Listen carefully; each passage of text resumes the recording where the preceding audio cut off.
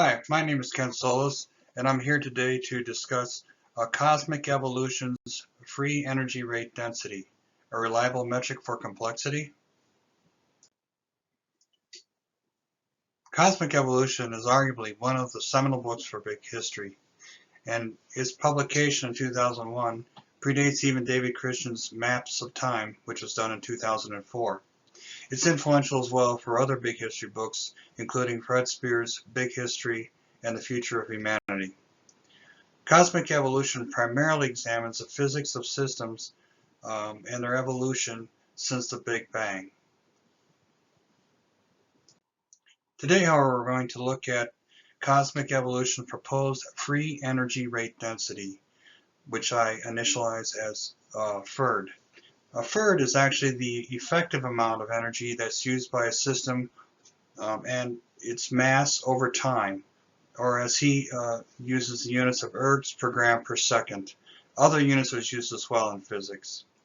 One way to understand FERD is with a light bulb, the free energy would be that what's used to produce the light, and the waste energy, which combined with the free energy at a particular temperature, determines its total energy flow.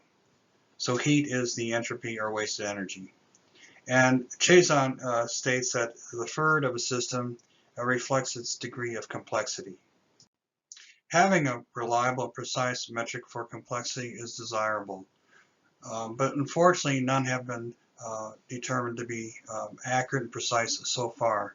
In fact, Seth Lloyd of the Santa Fe Institute at MIT on his website lists over 40 metrics, which are divided according to the amount of information used to describe a system, how difficult a system is to describe or create, or its levels of organization. There are other metrics as well, which I don't have time to go into, but they are all limited for various reasons, including their subjectivity, too many examples that they do not measure well, and other reasons. Now, Chaisson claims that FERD is actually a very quantifiable and reliable metric compared to the other ones. This claim makes sense at first because energy is a very well studied phenomenon in physics and other disciplines. It's theoretically quantifiable for many systems, and it seems intuitive that there would be an increase of energy flow with an increase in complexity. After all, energy would be needed to help maintain the order of a system against the statistical power of disorder or entropy, and energy would be needed for its many functions and dynamism as well. At first glance, it seems that Chaisson is onto something. After all, as this graph shows here, there's an increase in energy flow over time as systems advance. For example, the sun's energy flow is less than that of bacteria, which is less than that of a human brain, which is in turn less than that of a human society. Cosmic evolution lists many other comparisons, and it seems that FERD is a nearly infallible metric of complexity. However, the first problem we run into is that the author admits that the values of FERD given are actually the total energy flow densities of systems. So from now on, I will use the term ERD or ERD or energy flows to keep things simpler.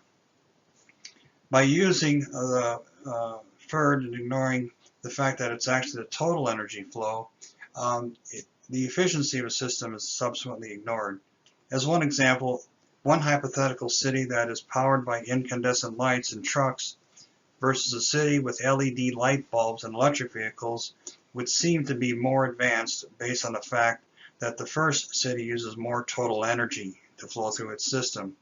However, in fact, the latter city would be more efficient and more complex as well. Third, another separate point is that there's also other factors to be considered besides the energy, including the amount of matter. For example, some brains of other animals have just as much energy flow per unit mass as a human brain, but their brain mass is obviously much less, so in the end they're not as complex. This includes animals like the tree shrew and the pygmy marmoset. There's also problems with the form of the argument for ERD, or energy flow.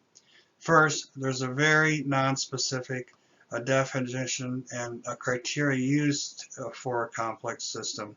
Now this is understandable given the scope of a book that is attempting to cover systems from as simple as nucleons to the human society of contemporary times. Nevertheless, how the author defines complexity is it's a state of intricacy, complication, and variety of its different interconnected parts. In the glossary, he also adds that it's the amount of information needed to describe a system. Now, these qualities are indeed needed for a complex system, but complexities often include other qualities as well, including the ability to self-organize. They have indeterminate outputs for a given input. There's no central control. They're dynamic. They exhibit emergent phenomenon where there's unexpected qualities that arise when you put the different parts together in the right way. And for the highest systems, they're also adaptable, and this includes living systems and systems related to life, like economies and the internet. Again, given the scope of the book, it's understandable that a less specific set of criteria are used for complexities. But in contemporary times, extending that definition means that he also includes computer chips and jets and automobiles. But these systems are not complex, but instead they're complicated. They do not have dynamism, they're static structures. They don't have, they do have central control, as in a pilot, and they're not self-organizing, as well as missing other essential qualities of advanced complex systems. Another problem with cosmic evolution's analysis of free energy is that the hypothesis was extended to include complex structures. And in this case, the author proposed that we could even substitute the energy of combustion since these static structures do not have energy flows until they are burned.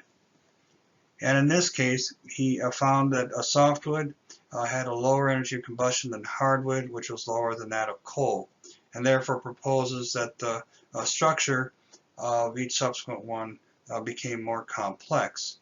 Now, it's not clear what he meant by complex structure, or even the level of abstraction he was referring to. For example, is he looking at the entire tree, how the cells are arranged, or its molecules? Nevertheless, the fuel with the most high energy of consumption turns out to be natural gas, and its energy of combustion is almost twice that of coal, and yet its chemical structure is the simplest, and on a macroscopic level it doesn't even have a structure since it's a gas. For some reason, the hypothesis was also extended to look at complex functions. Now, the author does agree that these are not systems, but functions of a system. And in this case, there is energy flow involved, so that is included as in the form of metabolism. But some counterintuitive examples are given to show that, for example, hand sewing, which is a more complex activity or function than cutting a tree, had an increased energy flow, even though this seems counterintuitive. Certainly one would get exhausted much quicker swinging an axe than sewing.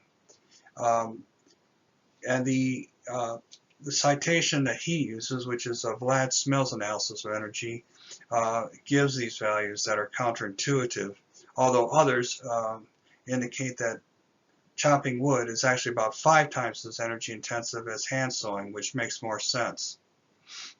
He also notes that flying requires more energy than walking or other land locomotion, and he thinks that this might be due to the complexity of navigating a 3-dimensional versus a 2-dimensional environment. However, it would seem that the energy of function would be due simply to the work of flying and moving a body through the air, or swinging a 1 kilogram axe, or even carrying simply 50 kilograms of rocks, which are all be simpler activities than, for example, doing a complicated dance routine. It also seems that the author makes a mistake of a tautology or circular argument by indicating that the flow of energy is higher, and therefore the system has a higher degree of complexity. However, this hypothesis remains to be proven. And there are some situations where it's counterintuitive again that a system that has a lower flow of energy is less complex. For example, he states that the human brain must be less complex than a computer because the energy flow through a brain is less than a computer. Again, the efficiency is not considered. The systems are very incomparable, and brains do many other advanced functions besides calculate numbers and so forth as computers do.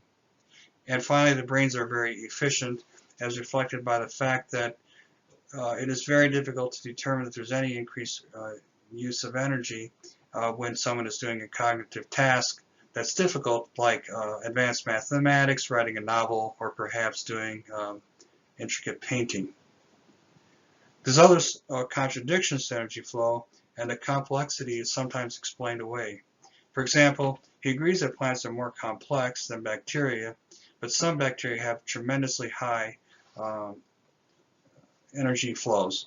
But he also states this is simply due to the bacteria often being dormant or other factors such as surface to volume ratios.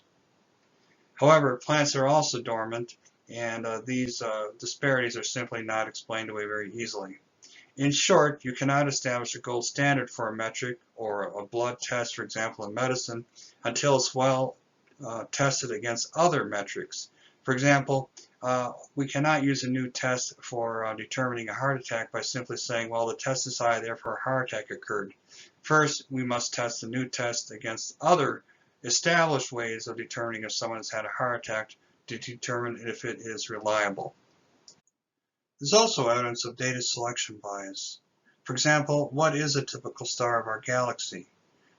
Now, Eric Chaisson chooses to use the yellow sun, like ours, to be the typical star of our galaxy, even though it comprises only about 7% of the stars.